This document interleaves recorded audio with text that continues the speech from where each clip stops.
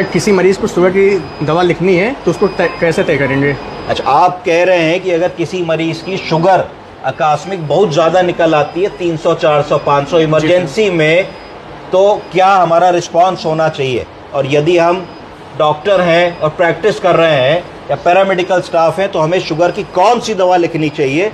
और सबसे इम्पॉर्टेंट ये है कि अगर किसी मरीज की एक दवा से शुगर नहीं कंट्रोल है, उसको एक से अधिक ग्रुप की दवाओं की ज़रूरत पड़ रही है। 2 से नहीं कंट्रोल है तो 2 से अधिक 3 ग्रुप की दवाएं चल रही हैं, तो कौन सी शुगर की दवाएं आती है, क्या ग्रुप की दवाएं होती हैं और कौन सी 2 दवाओं को लिखने से नुकसान नहीं होगा, कौन सी 2 दवाएं एक साथ लिखी जा सकती हैं? तो अब मैं सबसे पहली कॉमन दवा बताता हूं जो हर आदमी डायबिटीज में लिखता है और फर्स्ट लाइन ड्रग होती है, उसका नाम क्या है? मेटफॉर्मिन। बोलिए। मेटफॉर्मिन। 500 मिलीग्राम ओडी से शुरू कर सकते हैं, नहीं कंट्रोल होता 500 मिलीग्राम बीडी कर दीजिए, नहीं कंट्रोल होता 1 ग्राम बीडी कर दीजिए।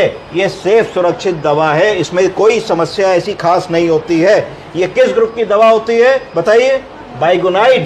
ठीक, बाइगोनाइड ग्रुप की दवा होती है। ये कैसे काम करती है बताइए?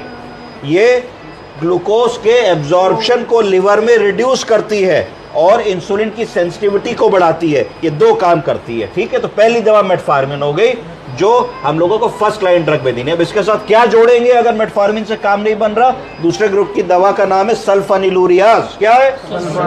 कौन कौन से सल्फोनिलूरियाज हम लोग कॉमनली इस्तेमाल करते हैं? सबसे कॉमन है ग्लाइमीप्राइड, ग्लिक्लाजाइड, ग्लाइबेनक्लेमाइड, ग्लाइबोराइड।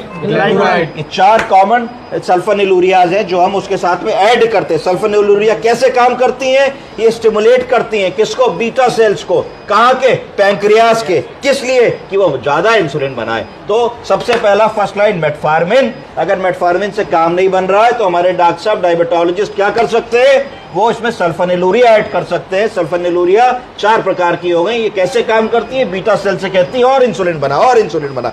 अगर मान लीजिए हमको किसी वजह से ये सल्फोनिलूरिया नहीं ऐड करनी है, क्योंकि सल्फोनिलूरिया का साइड इफेक्ट होता है कि बहुत तेजी से शुगर कम करती है ना। जेमर की गोली खाते, ग्लाइमिकाइन की गोली खाते, कई बार बहुत कस की गोली शुगर कम कर देती है। तो क्या कर सकते हैं? दूसरा ऑप्शन क्या है? कुछ नई दवाएं आ गई हैं। कौन सी आ गई हैं? पहला है DPP-4 इनिबिटर। क्या?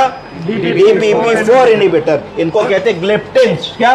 ग्लिप्टिन्स। खूब चल रही हैं आजकल मार्केट में ग्लिप्टिन। कौन कौन सी? सीटाग्लिप्टिन, और बोलिए? Sitagliptin, saxagliptin, linagliptin.